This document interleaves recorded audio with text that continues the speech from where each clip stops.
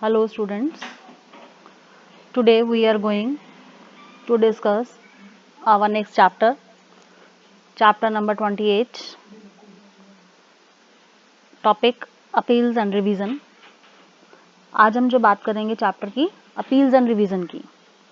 Appeals क्या होती हैं, रिवीजन क्या होता है, कैसे की जाती है, कौन कर सकता है, क्या कंडीशंस हैं, क्या प्रोविजंस हैं, वो सब आपको इस चैप्टर में दिए गए हैं. Chapter number 28 appeals and revision में. अपील्स एंड रिवीजन में देखिए, insertion of new section 254. Appeal होता क्या है? अपील बेसिकली एक पटिशन है जो कि असेसिंग ऑफिसर के ऑर्डर्स के अगेंस्ट की जाती है. यानी N appeal is a petition against an order of the assessing officer. अगर कोई भी असेसिंग ऑफिसर के ऑर्डर से सेटिस्फाई नहीं है या उसे लगता है कि जो ऑर्डर असेसिंग ऑफिसर ने पास ऑन किया है उसमें कहीं ना कहीं कुछ गड़बड़ है, वो उससे सेटिस्फाई नहीं है या उसमें कुछ सुधार की ज़रूरत है, then he may file an appeal against his orders or may apply for its revision to the Commissioner of Income Tax. तो वो असेसी उस ऑर्डर के अगेंस्ट पटिशन करके जो है अपनी अपील को डाल सकता है और कमिश्नर ऑफ इनकम टैक्स को रिवीजन के लिए रिक्वेस्ट कर सकता है. Appeal is basically a request. अगर हम कहें तो अपील एक रिक्वेस्ट है जो कि असेसी कर सकता है असेसिंग ऑफिसर के ऑर्डर्स के against. Now coming to next further provisional part. अभी हम सबसे पहले बात करेंगे अपील्स की. अपील्स जैसे आपको मीनिंग बताया. अब अपील्स कहाँ की जा सकती है, किसको की जा सकती है, क्या प्रोसीजर रहेगा? सबसे पहले जो अपील्स जो है वो की जा सकती है टू द कमिश्नर अपील्स. जो अपील की जाएगी कमिश्नर अपील्स को की जाएगी सेक्शन 249 में. जो पहली अपील, सबसे पहले जो अपील की जाएगी against the orders of assessing officer, वो कमिश्नर अपील को की जाएगी. कंडीशंस क्या रहेंगी अपील की? सबसे पहले time. The appeal is to be filed in the prescribe form number 35. Form number 35 इसके लिए फिल किया जाएगा और ये पर्टिकुलर मैनर में की जाएगी. 30 डेज के अंदर ये फिल करनी होगी आपको जब ऑर्डर पास हुआ है. यानी जो टाइम पीरियड की बात है, अपील करने का जो समय है फॉर्म नंबर 35 के अकॉर्डिंगली 30 दिन का समय जो रहता है ऑर्डर पास होने के बाद. सेकेंडली, अगर कमिश्नर अपील को लगता है कि अपील के लिए 30 दिन का समय निकल चुका है और अगर कमिश्नर अपील सेटिस्फाई है इस बात से कि अपेलेंट जो कि उस पर्टिकुलर टाइम में अपील नहीं कर पाया उसके पीछे कुछ सफिशिएंट कारण रहा, कुछ जेन्युइन रीजन रहा, तो कमिश्नर अपील 30 दिन के बाद भी अपील को एक्सेप्ट कर सकता है. Then payment of tax. देखिए पेमेंट ऑफ टैक्स में कह रहे हैं no appeal shall be admitted unless at the time of filing of the appeal. यानी assessee has paid the tax due on income is shown by him if he has filed the return. अगर assessee ने return को file कर दिया है तो उसने tax पे किया हो, पहली बात. और दूसरा, if the return has not been filed by the assessee has paid an amount equal to the amount of advance tax. उसने एडवांस टैक्स पे किया हो. दोनों में से कुछ भी कंडीशंस हो सकती हैं. यहाँ पर फर्दर बात करें फीस की. हमारा नेक्स्ट जो टर्म है इसमें फीस, क्योंकि जब भी आप कोई अपील करेंगे तो आपको फीस भी डालनी पड़ेगी, उसमें फीस भी पे करनी पड़ेगी. तो application of appeal is to be accompanied by the following fee. क्या क्या फी रहेगी इसमें आपको 2 पॉइंट्स बताए गए हैं. पहला पॉइंट, जहां आपकी टोटल इनकम असेसिंग ऑफिसर के थ्रू जो कैलकुलेट की गई है डज नॉट एक्सीड ₹1 लाख. अगर इनकम 1 लाख रुपए से ज़्यादा नहीं है तो फीस का अमाउंट रहेगा ₹250. और अगर ये आपका अमाउंट 1 लाख से ज़्यादा है लेकिन 2 लाख से कम है तो अमाउंट रहेगा 500. और अगर आपका जो इनकम का अमाउंट है वो 2 लाख से ज़्यादा है तो आपकी फीस रहेगी 1000 rupees. Secondly, where the subject matter of an appeal is not related to income. अगर इनकम के अलावा कोई और पर्टिकुलर केस के लिए अपील की जा रही है तो आपका जो अमाउंट ऑफ फी रहेगा दैट विल बी ₹250। तो this is the fee pattern for appeal. Next, appellable orders before commissioner appeal. अब आप जब अपील करेंगे तो ऐसे कौन कौन से ऑर्डर्स हैं जिनके लिए आप अपील करने जा रहे हैं कमिश्नर अपील के बिफोर। सेक्शन 246A में आपसे कहा गया है, इसमें कुछ पर्टिकुलर पॉइंट्स दिए गए हैं, देखिए वन बाय वन। कोई भी असेसी, टैक्स डिडक्टर या tax collector agreed by any of the following orders of assessing officer, यानी नीचे जो पॉइंट्स बताए गए हैं इन पॉइंट्स की वजह से अगर असेसी को किसी भी तरीके की प्रॉब्लम हुई है तो वो कमिश्नर अपील के अगेंस्ट अपील कर सकता है। Firstly, at the time of assessment the income assessed और the amount of tax determined और the amount of loss computed. जो इनकम असेस की गई है असेसमेंट के समय या कोई लॉस या इनकम छोड़ दिया गया है, उसे नहीं कंप्लीटली लिया गया। सेकेंडली, फ्रिंज बेनिफिट्स असेस किए गए हैं उनकी वैल्यू के against. Thirdly, the status, assessee को किस स्टेटस में जो है कंसीडर किया गया है, इंडिविजुअल या HUF।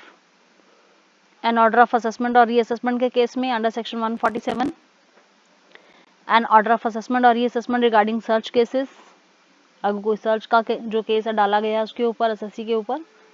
कोई रेक्टिफिकेशन है जिसमें एनहेंस असेसमेंट को करती है जो, या रिड्यूसिंग या रिफंड से रिलेटेड है, या for treating an order treating the assessee as an agent of non-resident, an order of assessment after the partition of HUF, an order made under section 201 regarding TDS, an order under section 206C subsection 6A in which assessee failed to collect tax at source regarding TCS, an order under section 206CB subsection 1 assessee failed to file a statement of tax collected at source or a correction statement of it in the prescribed formats, an order of grant of refund, an order imposing a penalty।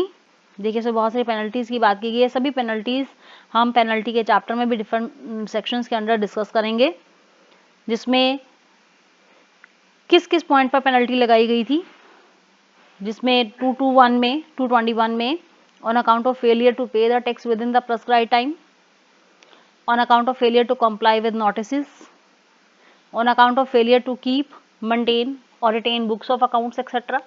Section 271A, अगर assessee अपनी books को audit नहीं करा पाया, accounts को audit नहीं करा पाया, section 271B, failure to answer question, sign statements, furnish information, returns और statements, allow inspection etcetera. Section 272A, failure to furnish information under section 133B, failure regarding tax deduction account number, section 272BB, failure to furnish return of income, section 271F, failure to collect tax at source, section 271CA, penalty in case of appeal or revision under section 275 1A, in case of search under section 132, in case of search under section 132 after 30 June 2012। ये सभी different sections के अंदर आपको penalties के amounts बताए गए हैं। इन सभी केसेस में अगर एक असेसी असेसिंग ऑफिसर के पास आउट ऑर्डर से सेटिस्फाई नहीं है तो वो अपील कर सकता है। Last point, joint commissioner refuses to approve the option for tonnage tax scheme to shipping company. तो ये सभी आपके केसेस इसमें रहेंगे। Now moving further for the next topic, procedure in appeal। Appeal का प्रोसीजर क्या रहेगा? प्रोसीजर में कुछ स्टेप्स आपके फॉलो किए जाएंगे, कुछ बातें, जिसमें सबसे पहले information regarding place and time and date. जो कमिश्नर अपील है shall fix a day and place. जो कमिश्नर अपील है एक पर्टिकुलर दिन फिक्स करेगा, जगह फिक्स करेगा जहां पर अपील की जाएगी, सुनवाई होगी, और उसका नोटिस अपेलेंट और असेसिंग ऑफिसर दोनों को भेजा जाएगा ताकि सुनवाई की जा सके। Secondly, pleading the case. Appellant जो कि अपील कर रहा है, जो कि अपनी बात कह रहा है, he or she can either plead his case himself or may send his authorized representative for the purpose. यानी अपेलेंट चाहे तो खुद से अपने केस की जो है प्रोसेसिंग फॉलो अप कर सकता है, और वो चाहे तो अपने बिहाफ पर किसी रिप्रेजेंटेटिव को भी ले सकता है।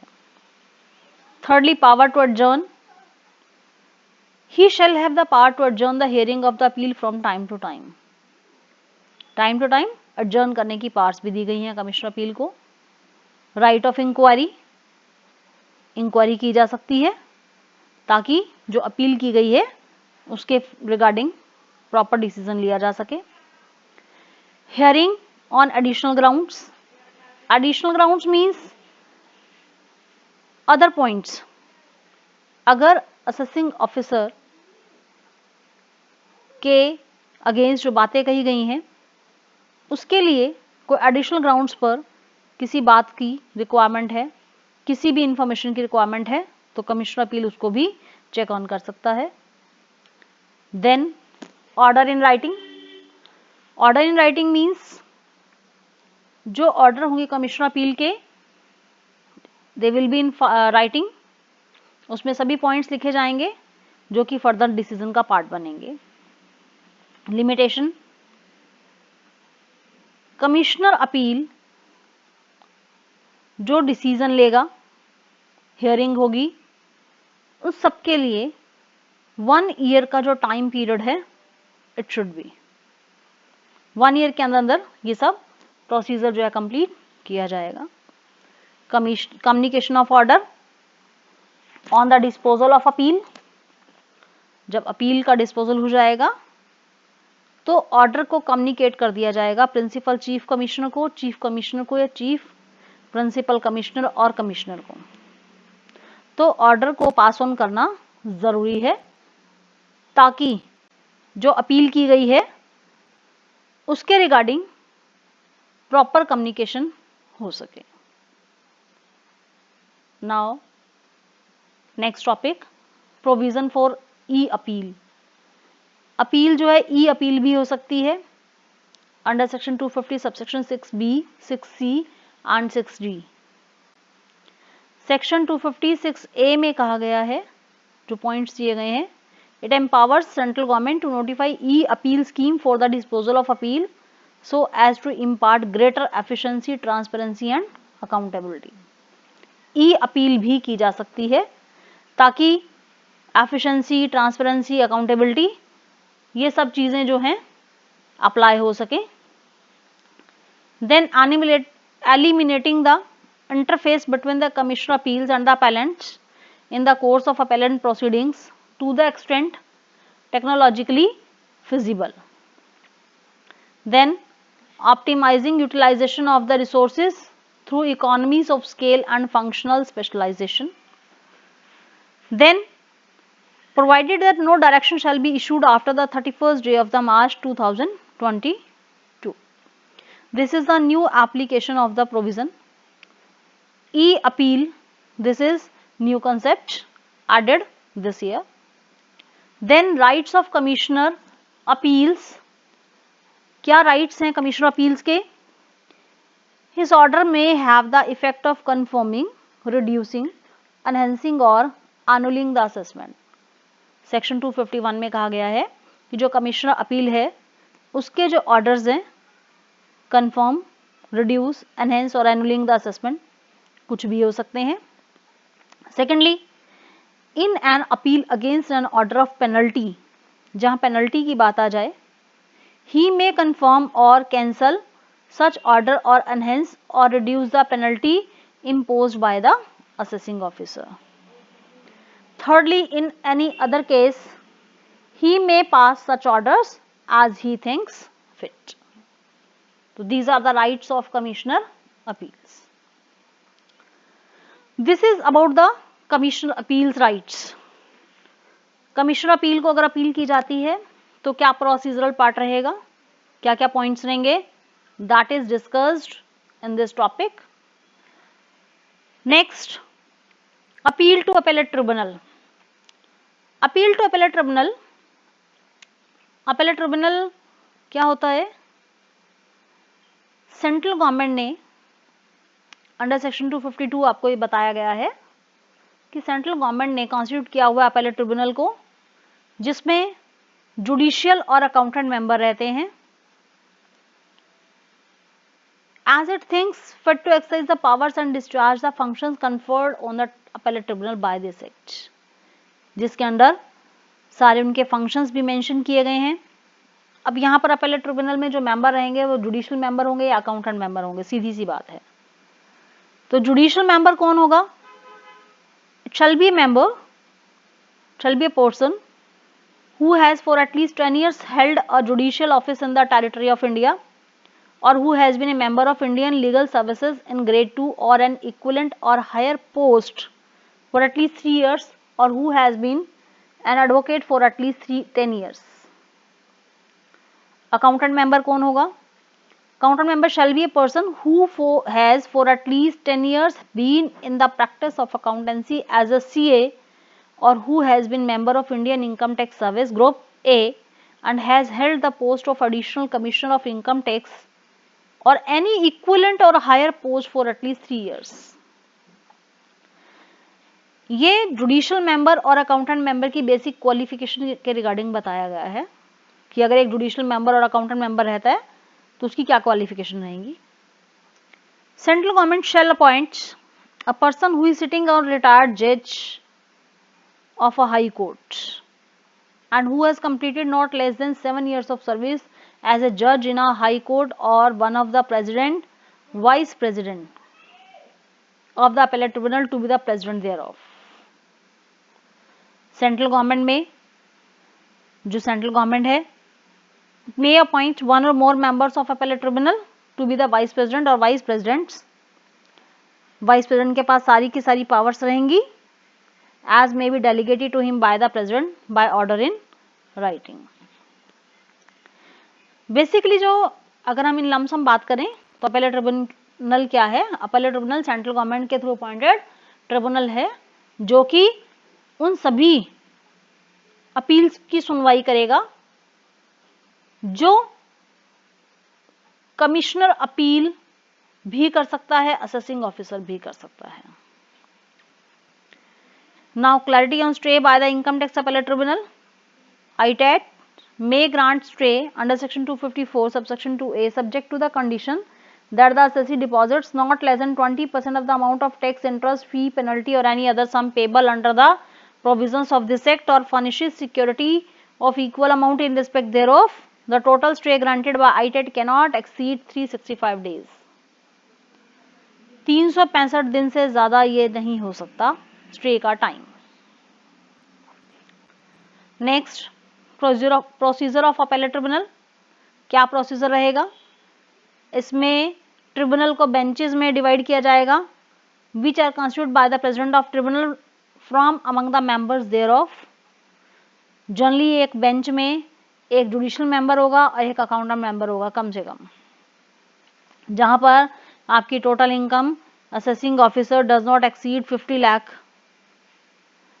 ऐसे केसेस जहां पर total income computed by assessing officer does not exceed 50 lakh, only one member will constitute the bench, और particular case a special bench consisting of 3 or more members shall be appointed, जिसमें one of whom shall be necessarily a judicial member और one of the member should be a accountant member. तो ये procedural part में आपने ध्यान रखना है। Now powers of the appellate tribunal, क्या पावर्स रहेंगी? ऑल द पावर्स जो कि इनकम टैक्स अथॉरिटीज में चैप्टर में आपको बताई भी गई थी, तो अपेलेट ट्रिब्यूनल के पास वो सारी की सारी पावर्स रहेंगी। अब appeal to the appellate tribunal section 253 में आपसे कह रहे हैं अब अपील जो है की जा सकती है अपेलेट ट्रिब्यूनल में। If an assessee is not satisfied with the order passed by, he may file an appeal to the appellate tribunal against the following orders. यहाँ ऑर्डर ऑफ कमिश्नर अपील का रहेगा जिसमें अंडर सेक्शन 250 या rectification under section 154 या regarding the penalty जो आपको different sections बताए,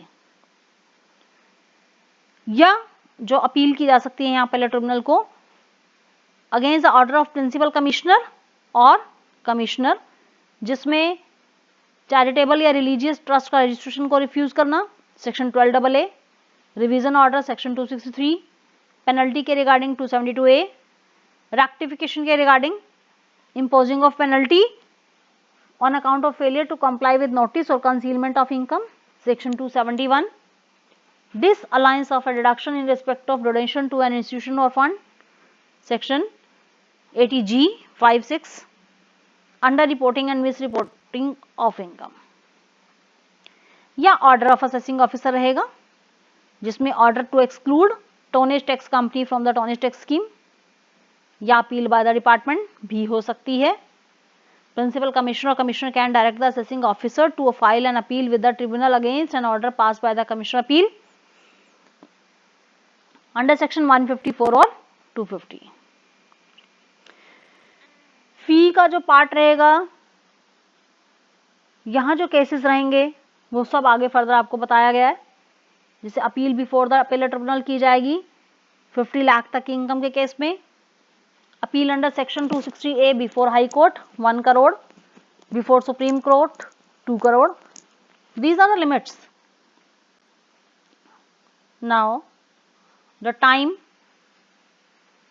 appellate tribunal के आगे आपको जो अपील करनी है उसके लिए समय दिया गया आपको 60 डेज का। कोई भी ऑर्डर पास होने के within 60 days you have to appeal against the order of commissioner, principal commissioner, chief commissioner to the appellate tribunal. This is the time. जैसा कि अगर आप कमिश्नर अपील को अपील कर रहे हैं तो 30 डेज का टाइम था, यहाँ आपका 60 डेज का टाइम है। नाउ फीस क्या रहेगी? If the appeal is filed by the assessee it shall consist of fee of, जहां टोटल इनकम आपकी 1 लाख तक के केसेस हैं फी 500, जहां केसेस 1 लाख से लेकर 2 लाख तक की इनकम के हैं फीस 1500, जहां केसेस आपके 2 लाख तक की इनकम के हैं, 2 लाख से ज्यादा तक की इनकम के, तो fees 1% of assessed income, maximum 10,000 तक। Next, where the subject matter of an appeal relate to matter other than those specified in A, B और C, तो आपकी फीस का अमाउंट रहेगा 500 rupees. No fees is payable by the department और by the assessee when he files a memorandum of cross objections. Application for stay of demand के लिए आपकी fees रहेगी 500 rupees. Now memorandum of cross objections, assessing officer और assessee जो है notice मिलने पर क्रॉस ऑब्जेक्शन के लिए अप्लाई कर सकते हैं। Now orders of appellate tribunal under section 254, appellate tribunal may, after giving both parties an opportunity to being heard, pass such orders thereon as it thinks fit। जैसे उसे ठीक लगे दोनों पार्टीज को सुनने के बाद ऑर्डर पास ऑन कर सकता है। Secondly, where it is possible, the tribunal may hear and decide an appeal within period of 4 years from the end of financial year in which the appeal is filed। तीसरा, cost of appeal to the tribunal shall be at the discretion of the tribunal। चौथा, a copy of its orders shall be sent to the assessee as well as to the principal commissioner or commissioner। Fifth, it may at any time within 6 months from the end of the month in which order was passed amend any order passed by it so as to rectify any mistake apparent from the record and shall make such amendment if the mistake is brought to its notice by the assessee or assessing officer। Then, if no point of law is involved in the order of tribunal, its orders are final। 8th point, orders passed by the appellate tribunal on appeal shall be final so far as question of fact are concerned। जो भी बातें बताई गई हैं उन बातों को ध्यान में रखते हुए अपीलेट ट्रिब्यूनल का जो डिसीजन है वही फाइनल डिसीजन मान लिया जाएगा। This is appeal to appellate tribunal. अगर असेसी या असेसिंग ऑफिसर अपीलेट ट्रिब्यूनल के डिसीजन से भी सेटिस्फाइड नहीं है then it may appeal to high court. High court को अप्लाई कर सकते हैं। अब यहाँ पर हाई कोर्ट को अप्लाई करते हुए सेक्शन 260A में आपको प्रोविजनल पार्ट दिया गया है, जिसमें आपके particular provisions, firstly principal chief commissioner और चीफ कमिश्नर और प्रिंसिपल कमिश्नर और कमिश्नर और an assessee aggrieved by the order passed by the appellate tribunal may file an application to the high court. Secondly, 120 दिन का समय दिया गया है आपको ऑर्डर जो हुआ है उसके अगेंस्ट अपील करने के लिए, और अगर 120 दिन से ज़्यादा का समय हो जाता है और आप अपील नहीं कर पाए, और हाई कोर्ट अगर इस बात से सेटिस्फाई है कि 120 दिन से ज़्यादा का समय दिया जाना चाहिए क्योंकि कुछ ऐसे कारण जो कि एसएससी के या जो भी अप्लाई कर रहा है उसके बियॉन्ड ऑफ कंट्रोल थे, तो ये टाइम पीरियड 120 दिन से ज़्यादा का भी दिया जा सकता है। Thirdly, memorandum of appeal shall precisely state the substantial question of law involved in the appeal. Memorandum में वो सभी क्रॉस क्वेश्चंस जो हैं डाले जाएंगे जिसके ऊपर अपील डाली गई है। अगर हाई कोर्ट सेटिस्फाइड है that a substantial question of law is involved in case, it shall formulate that question, कि सभी बातें इंक्लूड कर ली गई हैं। Then appeal shall be heard only on the questions of formulated, जो भी क्वेश्चंस फॉर्मुलेट किए जाएंगे उसी के बिहाफ पर अपील होगी, सुनवाई की जाएगी। High court shall decide the question of laws of formulated and deliver such judgment. Questions जो बनाए गए या जो भी पैटर्न बनाया गया या जो भी आपके रूल बनाए गए हैं उन्हें ध्यान में रखते हुए हाई कोर्ट जो है फिर फर्दर डिसीजन को लेगी। द हाई कोर्ट में determine any issue which has not been determined by the appellate tribunal और which has been wrongly determined by the appellate tribunal. High court उन सभी केसेस की डीलिंग करेगा जो या तो गलत हुए हैं या जिन्हें appellate ट्रिब्यूनल ने डील ही नहीं किया। Then provisions of Code of Civil Procedure 1908 relating to High Court shall apply in the case of appeals under this section. So this is appeal to the High Court. Hearing and decision by High Court under section 260B. तो High Court क्या करेगा? High Court सभी बातों को सुनने के बाद decision देगा और इसमें जो होंगे it shall be heard by a bench of not less than 2 judges of high court, not less than 2, कम से कम 2 जज इसमें रहेंगे, and they will listen all the hearings and then take the decision. This is appeal to high court. अगर high court के decision से भी satisfaction नहीं है तो अपील जो है लास्ट सुप्रीम कोर्ट में की जा सकती है सेक्शन 261 262 में। सेक्शन 262 सबसेक्शन 1 के अकॉर्डिंगली सुप्रीम कोर्ट का जो डिसीजन है that should be final. A copy of judgment shall be sent under the seal of the court and signature of the registrar to the assessing officer, और assessing officer shall give effect to the order passed on the basis of the certified copy of the judgment. Next, cost of appeal shall be at the discretion of the court under section 262 subsection 2. Payment of tax, appeal has been made to high court or the supreme court, tax shall be payable in accordance with the assessment made in the case. And this is all about the appeals. Now coming to the revision by the principal commissioner or commissioner. Firstly, revision of orders prejudicial to the revenue. अगर principal commissioner या commissioner इस बात से satisfied है सारे records को check करने के बाद, एग्जामिन करने के बाद, कि जो ऑर्डर पास हुए हैं वो ऑर्डर रिवेन्यू के लिए नुकसानदायक हैं, इससे रिवेन्यू को नुकसान पहुंचता है, तो ऐसे ऑर्डर्स के लिए कमिश्नर या प्रिंसिपल कमिश्नर रिवीजन के लिए ऑर्डर पास ऑन कर सकता है। सेक्शन 263 में he may enhance or modify the assessment or can cancel the assessment and direct a fresh assessment. अब इसमें कुछ पॉइंट्स दिए गए हैं। Explanation, order pass by assessing officer shall be considered erroneous or prejudicial to the interest of the revenue if without perquisite inquiries verification order is passed, relief is granted without inquiry into the claim, order is not made in accordance with directions or order issued by the CBDT, order is not in accordance with any decision rendered by the High Court or the Supreme Court. तो ये points को ध्यान में रखते हुए revision के लिए apply किया जा सकता है. An appeal can be filed against such revision. Appeal की जा सकती है रिवीजन के अगेंस्ट भी. Then revision of other orders. Other orders के लिए भी रिवीजन हो सकता है.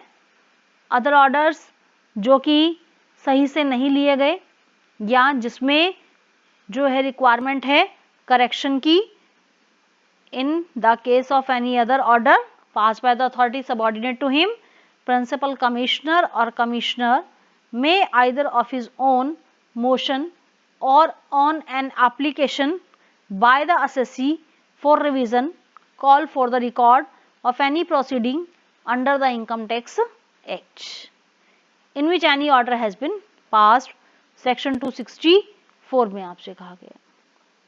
Limitation.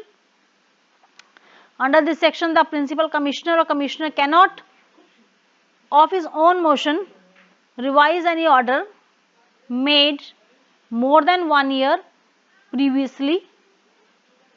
समय आपको जो बताया गया है. देन फीस की बात आपसे कर रहे हैं. Fees, every application by an assessee for revision shall be accompanied by a fee of ₹500. जो फीस इसमें रहेगी 500 रुपीज की फीस लगाई जा सकती है. The order under section 264 is final and no appeal lies against it. Order जो है under 264 जो पास होंगे should be final और no appeal lies against it. और इसके अगेंस्ट भी कोई भी अपील नहीं की जा सकती. Where the assessee makes an application for revision, order shall be passed within 1 year from the end of the financial year in which such application is made. No revision by the principal commissioner or commissioner.